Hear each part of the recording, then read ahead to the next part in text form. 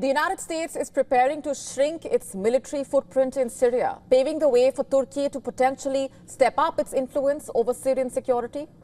And this strategic move marks a possible reduction of U.S. forces by nearly half as Washington starts consolidating its presence in the region.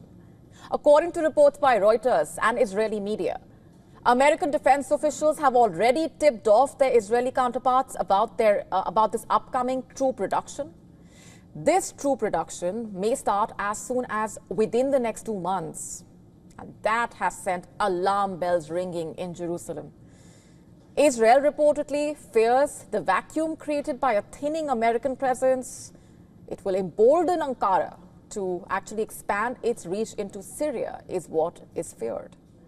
Currently, around 2,000 American soldiers are stationed across northeastern Syria and primarily stationed there to support Kurdish-led forces in preventing the Islamic State from making a comeback. But with consolidation plans underway, that number could soon fall to around 1,000. And there are also doubts about such a steep reduction, reportedly, especially at a time when U.S. President Donald Trump's administration is tightening its military grip across the region. B-2 bombers, U.S. warships, advanced air defense systems have all been deployed in recent weeks as part of a wider show of strength in West Asia against the Houthis and Iran. And these developments coming at a time when the Pentagon is currently reviewing its global troop deployment under the direction of the U.S. Defense Secretary Pete Hegseth.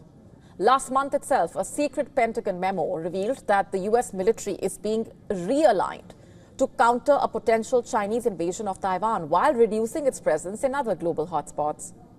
Earlier this month, the Israeli Prime Minister reportedly lobbied hard against a proposed arms deal that would supply Turkiye with F-35 fighter jets. Netanyahu even raised these concerns directly with Trump during their recent White House meeting, publicly stating that he does not want Syria turning into a launch pad for attacks on Israeli soil. Since November, in fact, the Israeli military has launched several cross-border airstrikes and targeted operations aimed at preventing HTS-led Syrian troops and potentially Turkish forces from establishing any long-term base of operations near Israeli territory. HTS, remember, came to power after overthrowing Bashar al-Assad. Israel has also accused Ankara of turning Syria into a de facto Turkish protectorate. The security vacuum in Syria has already led to major changes.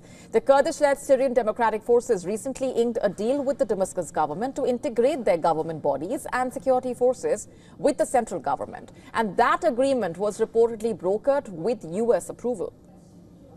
During his first term, Trump vowed to pull out all American troops from Syria, though that was never fully realized. And now history seems to be repeating itself. Once again, Israel is pushing back.